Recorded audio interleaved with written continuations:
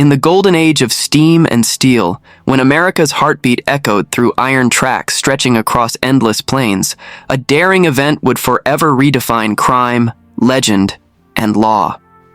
It was 1873, a year when the United States was surging with ambition, wealth, and danger.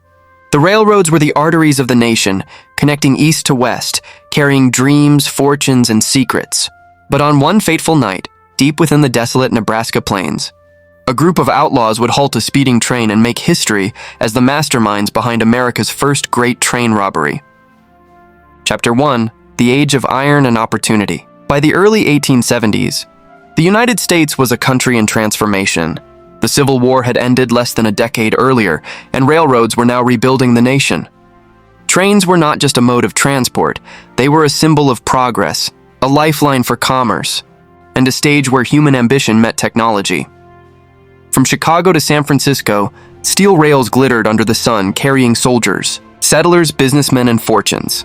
Gold from California, cattle from Texas, timber from Oregon, all flowed eastward. In return came fine goods, machinery, and money. Every train that thundered across the heartland carried more than cargo. It carried trust. But with great wealth came great temptation. For the first time, vast sums of cash, gold, and valuable mail were being moved over lonely tracks through wilderness and prairie. And while towns were growing, law enforcement remained thin. Outlaws soon realized something powerful. It was easier to rob a train than a bank. Chapter 2: The Rise of the Reno Gang. Long before Jesse James became a legend, there was another name that terrorized America's new frontier: the Reno Brothers. Hailing from Rockford, Indiana, the Reno brothers, Frank, John, Simeon, and William, were the sons of a farmer but chose a different path. In the chaos following the Civil War, they formed one of America's first organized criminal gangs. What began with small thefts and counterfeit operations soon grew into something much bolder. By 1866, they planned what no one had dared before: robbing a moving train. It happened on the night of October 6, 1866. The gang stopped an Ohio and Mississippi railway train near Seymour, Indiana. They boarded the express car, held the messenger at gunpoint, and stole nearly $13,000, a fortune for the time. The Reno brothers had just written themselves into the history books. Though they were eventually captured, their audacity inspired others across the country. A new criminal era had begun, the age of train robbers. Chapter 3: America's Expanding Frontier. By 1873, the frontier stretched endlessly westward. The Union Pacific and Central Pacific Railroads had connected coasts, and millions of dollars moved daily along these lines. The public had grown fascinated and fearful of outlaws who rode horses alongside these mighty trains. The newspapers romanticized their crimes, calling them rebels, anti-heroes of a new world. Yet, for all the myth, the danger was real. The federal government began arming express messengers. Wells Fargo and other companies hired private guards. But even so, hundreds of miles of track remained isolated, perfect for ambushes. And in the summer of 1873, as passengers settled into their seats aboard the Union Pacific Express, few could imagine that they were about to witness one of the boldest crimes in American history. Chapter 4: The Night the Train Stopped. It was August 29, 1873. The Union Pacific Express thundered across the Nebraska plains under a blanket of stars. Inside, the air was thick with cigar smoke and conversation. Men in suits discussed business. Women fanned themselves under the soft glow of oil lamps. In the express car, locked chests held government bonds, gold, and mail. Near Big Springs, Nebraska, the train slowed slightly as it approached a small water stop, a routine moment on its journey. But tonight, waiting in the darkness, were 7 masked men on horseback. They were led by Sam Bass, a young Texan with sharp instincts and a taste for risk.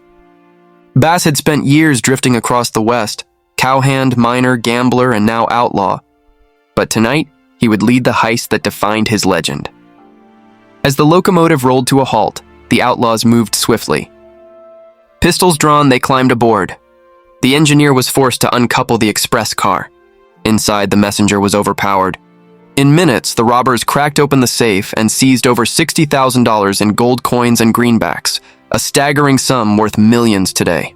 The heist was silent, efficient, and terrifying. Passengers were unharmed, but the message was clear. America's railroads were no longer untouchable. When dawn broke, the story spread like wildfire. The Great Train Robbery of 1873 had shaken the nation. Chapter 5. The Hunt Begins. The U.S. Secret Service. Pinkerton detectives and local sheriffs launched one of the largest manhunts in the country's early history. Posters with wanted dead or alive appeared in towns across Nebraska, Kansas, and Texas. Sam Bass and his gang vanished into the prairies, splitting the loot and disappearing among the vast, lawless territories. Yet fame had a price. Wherever Bass went, his name carried both admiration and fear. Pinkerton agents tracked their movements relentlessly, tracing gold coins that began appearing in remote trading posts. Slowly, the circle tightened. Bass's life became a cat-and-mouse chase across the frontier, an endless ride through saloons, canyons, and small towns where justice was often carried by the barrel of a gun. Chapter 6. Outlaws and Legends. Though Sam Bass had committed only one major train robbery, his story ignited a new American mythology. Newspapers painted him as a folk hero, a man who stood against the growing power of corporations and rail barons. But the truth was harsher. Bass was no Robin Hood. He kept the money, trusted few, and lived fast. His downfall came just 5 years later, in 1878, when Texas Rangers ambushed him in Round Rock, Texas. Shot and captured, Bass died on his 27th birthday. Yet, by then, the legend of the Great Train Robbery had already inspired a new wave of outlaws: Jesse James, Butch Cassidy, and the Wild Bunch, all tracing their roots to that night in Nebraska. The robbery was not just a crime. It was a turning point in the history of American law enforcement and the birth of a new criminal archetype, the romantic outlaw. Chapter 7. The Impact on America. The 1873 robbery forced railroad companies to rethink everything. Armored express cars were developed. Guards rode shotgun, literally carrying double-barreled weapons to protect shipments. Telegraph systems were upgraded, allowing stations to alert authorities instantly. Train schedules became state secrets, shared only among trusted employees. Wells Fargo even developed specialized safes that could only be opened at designated stations. In a way, the robbery had advanced both crime and security. It was a duel of innovation, each heist pushing companies to evolve faster. Chapter 8. Myths, Media, and Memory. Decades later, as the West transformed into a nation of cities and highways, stories of the Great Train Robbery lingered in popular imagination. In 1903, the world's first narrative film, The Great Train Robbery, directed by Edwin S. Porter, borrowed its title from the event. Though fictional, it captured the excitement and danger that had haunted the American frontier. That film is now considered the birth of cinema storytelling. From dime novels to Hollywood westerns, the image of masked riders halting a roaring train became an American symbol. Half truth, half legend. Chapter 9. The Legacy of the Iron Road. The real legacy of the Great Train Robbery of 1873 wasn't just about gold or guns. It was about transformation.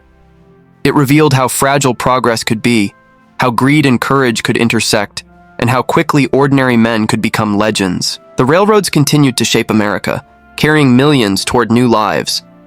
But beneath that progress, the ghost of the Old West still rode the rails. Even today, historians debate the details. How much was stolen? How many men were truly involved?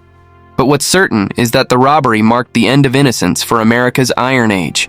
The age of heroes and villains had begun. Epilogue. Tracks that never fade. As the sun sets over the same Nebraska plains today, the sound of distant trains still echoes across the fields. The steel tracks remain, a testament to progress, but also to the daring men who once challenged it. The Great Train Robbery of 1873 was not just a crime. It was a moment that captured the spirit of an untamed nation. A nation driven by ambition, greed, and courage, all racing on the same track toward the unknown. History remembers the outlaws, but it also remembers what they revealed about us, the fine line between order and chaos, law and legend, progress and peril. And though time has buried the tracks beneath history's dust, the story of that night still rolls on, like a ghost train that never stops, echoing through the past and into eternity.